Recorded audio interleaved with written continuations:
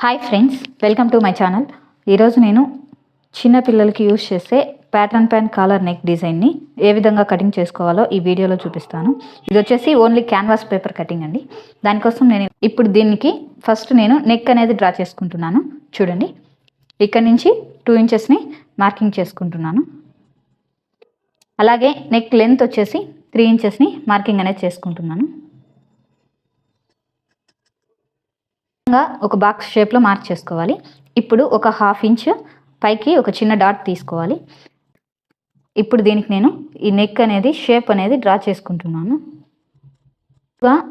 ఈ pattern pant callers అనేటివి round నెక్లోనే వస్తాయండి. డిజైన్స్ అనేది కాలర్లో డిఫరెంట్గా ఉంటుంది అంతే.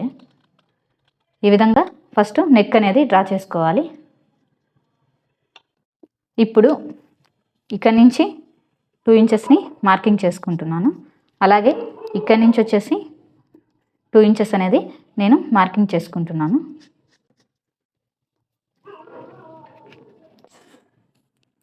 ఇప్పుడు ఈ నెక్ షేప్ అనేది రావడం కోసం ఈ నెక్ మీద నుంచి ఇలా పెట్టుకొని ఈ 2 ఇంచెస్ అనేది ఇలా మార్కింగ్ చేసుకోవాలి.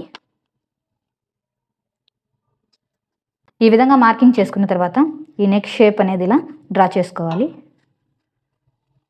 తీసుకుంటున్నాను, చూడండి. ఓకే, ఇప్పుడు ఇక్కడి నుంచి ఈ లైన్ మీద ఇలా 1 ఇంచ్ 1 ఇంచ్కి ఇలా ఒక చిన్న మార్కింగ్ అనేది తీసుకోవాలి.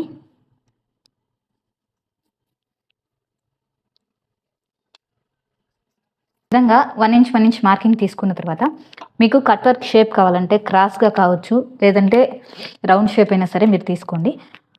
మీరు లోపలికి తీసుకోవాలనుకుంటున్నారా లేదా బయటికి తీసుకోవాలనుకుంటున్నారా, ఈ కట్ వర్క్ డిజైన్ అనేది మీరే డిసైడ్ చేసుకోండి.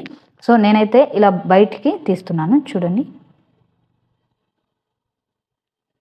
కట్ వర్క్ అనేది లైట్గా ఉండే విధంగా ఇలా డ్రా చేసుకుంటున్నాను.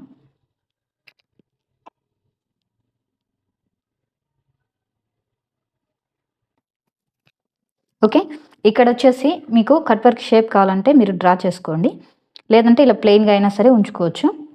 చూడండి, షేప్ కావాలంటే ఇలా డ్రా చేసుకోవాలి.